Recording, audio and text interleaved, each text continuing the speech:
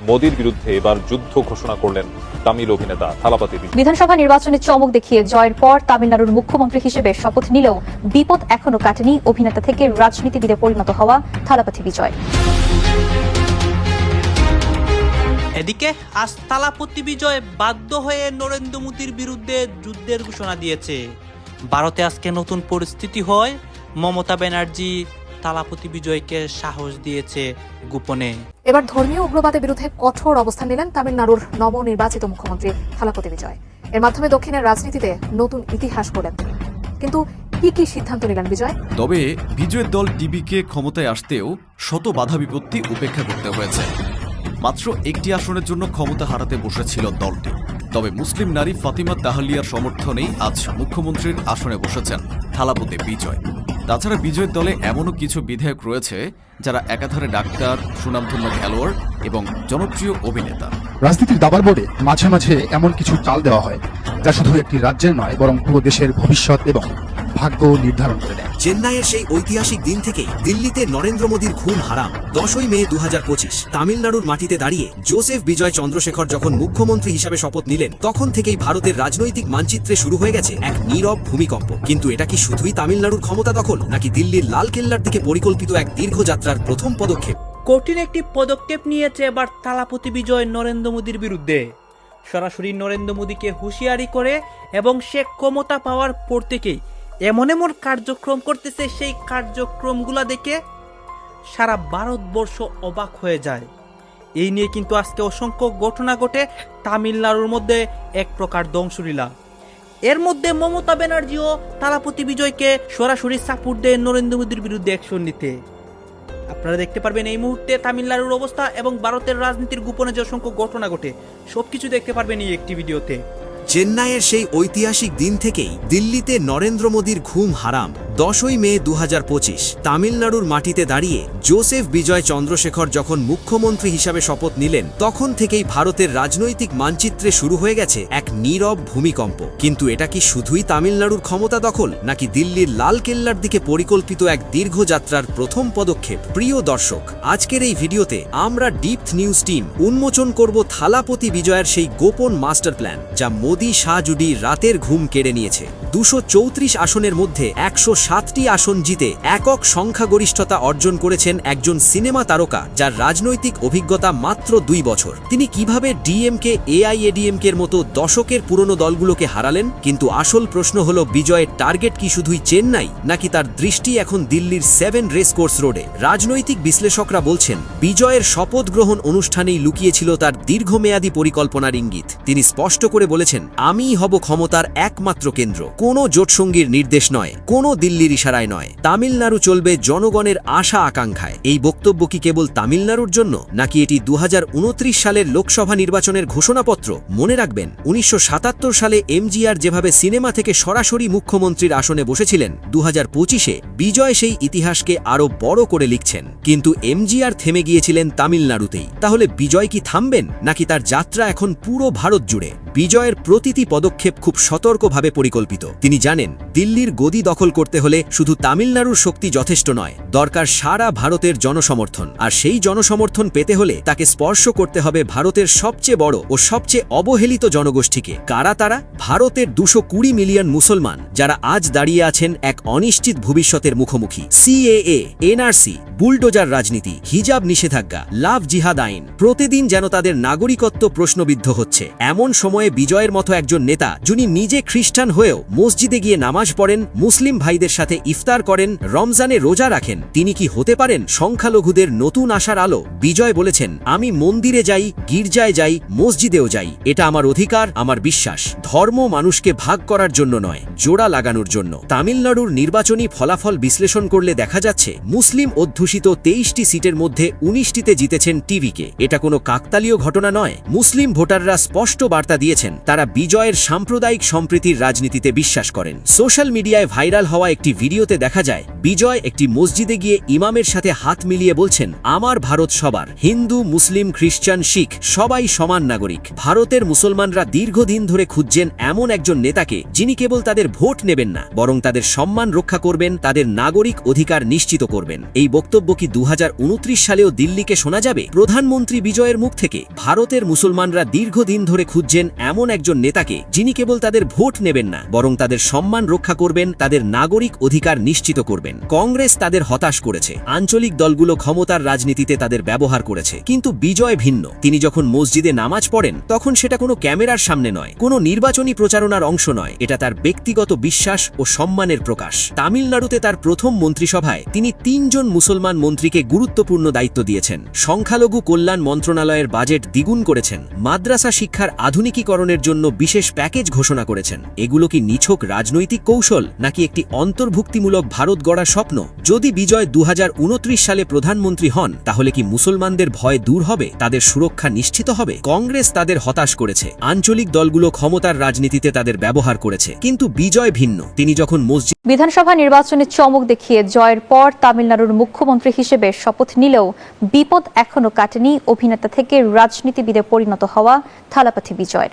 বিধানসভায় সংখ্যাগরিষ্ঠতা প্রমাণ করতে বুধবার হতে যাচ্ছে আস্থা ভোট।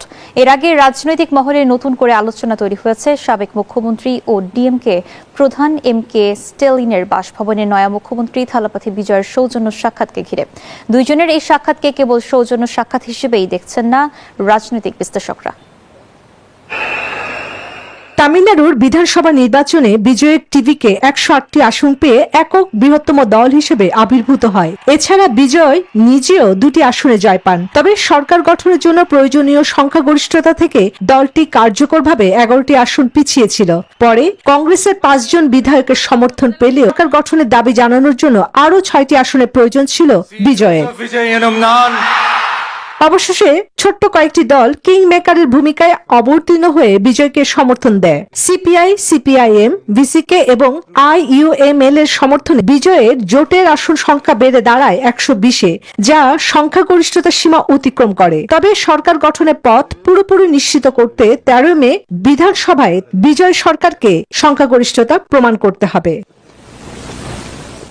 এর মধ্যে শপথ নেয়ার পর সাবেক মুখ্যমন্ত্রী স্টালিনের বাসায় যান নয়া মুখ্যমন্ত্রী থালাপতি বিজয়। তবে এই সাক্ষাৎ ঘিরে নতুন রাজনৈতিক সমীকরণের জল্পনা শুরু হয়েছে তামিলনাড়ু রাজনীতিতে। কারণ সংখ্যাগরিষ্ঠতা পেতে কংগ্রেস, ভিসিকে, এআইইউএমএল এবং বামপন্থী দলের 13 জন বিধায়ক বিজয়ের সরকারকে সমর্থন দিয়েছেন। দলগুলোর অনেকেই আবার স্টালিনের নেতৃত্বাধীন ডিএমকে জোটেরও শরিক। এখন প্রশ্ন উঠছে, ফ্লোর টেস্টের আগে এই সৌজন্য সাক্ষাৎ শুধুই শিষ্টাচার নাকি দক্ষিণী রাজনীতিতে নতুন কোন সমীকরণে ইঙ্গিত, তা নিয়েই চলছে জোর চর্চা। রাজনীতির দাবার বোর্ডে মাঝে মাঝে এমন কিছু চাল দেওয়া হয় যা শুধু একটি রাজ্যের নয় বরং পুরো দেশের ভবিষ্যৎ এবং ভাগ্য নির্ধারণ করে দেয়। চরম সংকট, দম বন্ধ করা স্নায়ুযুদ্ধ আর প্রতিটি সেকেন্ডে পাল্টে যাওয়া রাজনৈতিক সমীকরণের ভেতর দিয়ে তামিলনাড়ুর মসনদে আজ যিনি বীর দর্পে বসেছেন তিনি হলেন থালাপাতি বিজয়। কিন্তু এই রূপকথার মতো বিজয়ের নেপথ্যে লুকিয়ে আছে এমন এক রোমহর্ষক থ্রিলার যা হার মানাবে সেলুলয়েডের যে কোনো ব্লকবাস্টার সিনেমাকেও। গোটা রাজ্য, দল এবং থালাপাতি বিজয় নিজে যখন এক খাদের কিনারায় দাঁড়িয়েছিলেন, যখন মাত্র 2টি আসনের অভাবে সরকার গঠন করা আক্ষরিক অর্থেই অসম্ভব হয়ে পড়েছিল, ঠিক সেই মুহূর্তে এক অলৌকিক ত্রেতা হয়ে আবির্ভূত হন এক অকুতভয় নারী, ফাতেমা তাহালিয়া। সময়টা ছিল চরম উৎকণ্ঠার। তামিলনাড়ুর বিধানসভা নির্বাচনে বাজিমাত করলেও ম্যাজিক ফিগার 118 ছুঁতে বিজয়ের টিভিকে আটকে ছিল 117টি আসনে।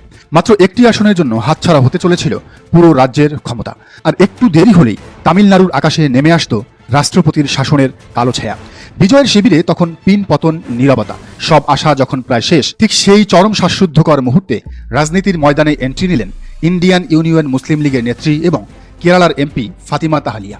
ফাতিমা তাহালিয়া কোনো সাধারণ নেত্রী নন, তিনি মুসলিম ছাত্র ফেডারেশনের প্রাক্তন সর্বভারতীয় নেত্রী এবং বর্তমান রাজনীতির এক তুখোর এবং প্রজ্ঞাবান মুখ। তিনি খুব ভালো করে জানতেন তামিলনাড়ুর পতন মানে পুরো দক্ষিণ ভারতে বিজেপির আধিপত্য বিস্তারের পথ প্রশস্ত হওয়া। তাই এক মুহূর্ত দেরি না করে তিনি অন্ধের যষ্টি হয়ে থালাপাতি বিজয়ের পাশে এসে দাঁড়ালেন। নিজের দল মুসলিম লীগের পাওয়া মহামূল্যবান 2টি আসন তিনি বিনা শর্তে তুলে দিলেন বিজয়ের ঝুলিতে। আর ম্যাজিকের মতো 117 থেকে বিজয়ের আসন সংখ্যা 1 লাফে পৌঁছে গেল 119-এ। যে বিজয় কিছু মুহূর্ত আগেও খাদের কিনারায় দাঁড়িয়েছিলেন, ফাতিমার এই মাস্টার স্ট্রোকে তিনি হয়ে উঠলেন তামিলনাড়ুর মুকুটবিহীন সম্রাট। থালাপতি বিজয় রূপালী পর্দার মতোই বাস্তব জীবনও প্রমাণ করলেন তিনি বেইমানি করতে জানেন না।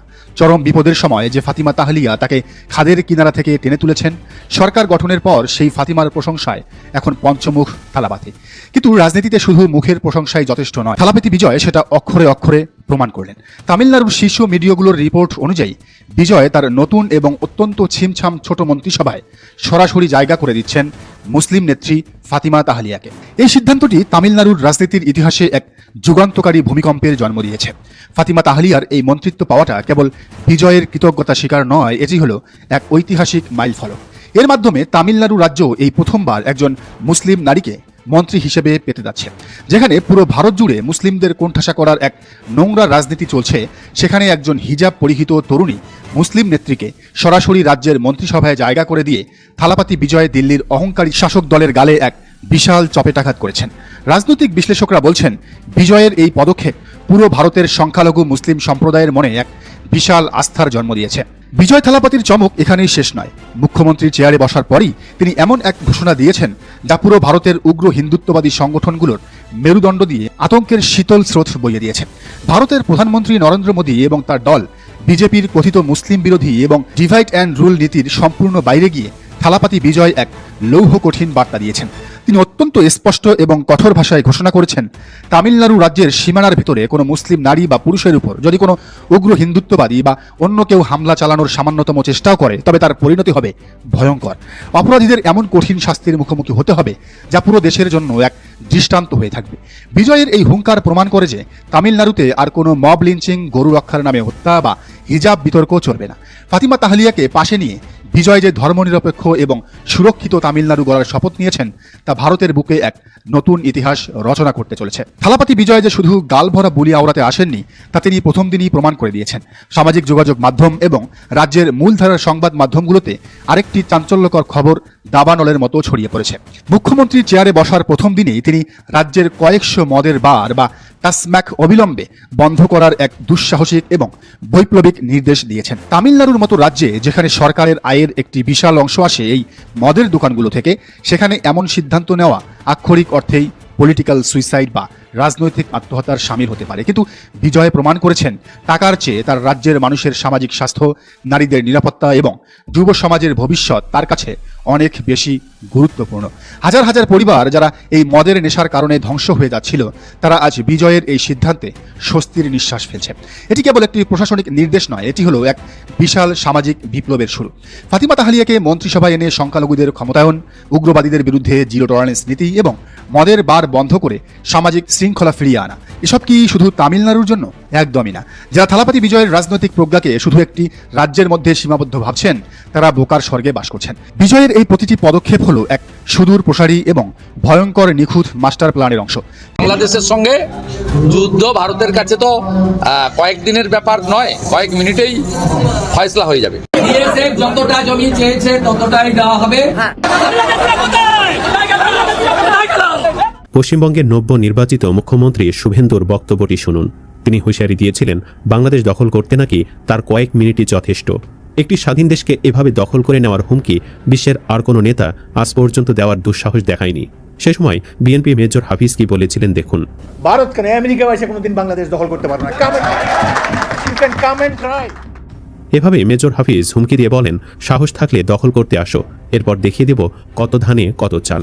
এই ঘটনা আজ থেকে আরও কয়েক মাস আগের। এরপর অনেক সময় গড়িয়েছে। শুভেন্দু এখন পশ্চিমবঙ্গের মুখ্যমন্ত্রী, মেজর হাফিজও হয়েছেন বাংলাদেশের স্পিকার।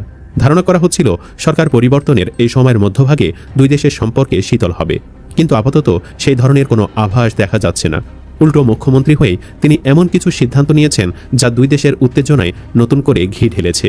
পশ্চিমবঙ্গে বিজেপি সরকারের মন্ত্রিসভার প্রথম বৈঠক গতকাল নবান্নে অনুষ্ঠিত হয়েছে। প্রথম বৈঠকে সীমান্ত দিয়ে তথাকথিত অনুপ্রবেশ বন্ধে কাঁটাতারের বেড়া নির্মাণের জন্য বিএসএফ তথা কেন্দ্রীয় স্বরাষ্ট্র মন্ত্রণালয়ের হাতে প্রয়োজনীয় জমি তুলে দেওয়ার সিদ্ধান্ত হয়েছে। শুভেন্দু বলেন, রাজ্যের জনবিন্যাস বদলে গিয়েছে। প্রথম দিনই কেন্দ্রীয় স্বরাষ্ট্র মন্ত্রণালয় এবং বিএসএফকে আমরা জমি হস্তান্তরে অনুমোদন দিলাম। ভূমি ও রাজস্ব সচিব এবং মুখ্য সচিবকে দায়িত্ব দেওয়া হলো। সীমান্তে কাঁটাতার বসানোর জন্য প্রয়োজনীয় জমি ৪৫ দিনের মধ্যে বিএসএফের হাতে তুলে দেওয়া হবে। এই জমি হস্তান্তর পরিবর্তন তৃণমূল কংগ্রেস আমলে আটকে রাখা হয়েছিল, আর সেটাকে নির্বাচনে ইস্যু করেছিল বিজেপি। আর তাই মন্ত্রিসভার প্রথম বৈঠকেই জমি হস্তান্তরের সিদ্ধান্তে অনুমোদন দেওয়া হয়েছে। ধারণা করা হচ্ছে সীমান্তে নতুন করে বাংলাদেশের মুসলিমদের ওপর নির্বিচারে গুলি চালানোর জন্যই মুখ্যমন্ত্রী হয়ে এমন সিদ্ধান্ত নিয়েছেন শুভেন্দু। তাছাড়া ইউনুসের সময় সীমান্তে কাঁটাতারের বেড়া এখানে কি কথা হচ্ছে, অনেকেই কিন্তু অনেক কথা বলতেছে। বিশেষ করে এখানে দেখতে পাচ্ছি আমরা তামিলনাড়ুর থালাপতি বিজয়ের বিভিন্ন পদক্ষেপ নিয়ে কথা হয়, আরও অনেক বিষয় নিয়ে সবাই সবার মন্তব্য প্রকাশ করে। গাইস, এই বিষয়গুলো দেখে এবং ভারতের রাজনীতি নিয়ে আপনার মন্তব্য কি, আপনাদের গুরুত্বপূর্ণ মন্তব্যটা অবশ্যই আপনারা আমাদের কমেন্ট বক্সে লিখে যাবেন। সর্বশেষ আপনাদের কাছে আমাদের একটা রিকোয়েস্ট থাকবে, আপনারা আমাদের চ্যানেলে নতুন দর্শক হয়ে থাকলে চ্যানেলটি সাবস্ক্রাইব করবেন এবং পাশে থাকা বেল বাটনটি বাজাবেন, যাতে করে নেক্সট ভিডিওটা সবার আগে আপনাদের কাছে পৌঁছে যায়। ধন্যবাদ।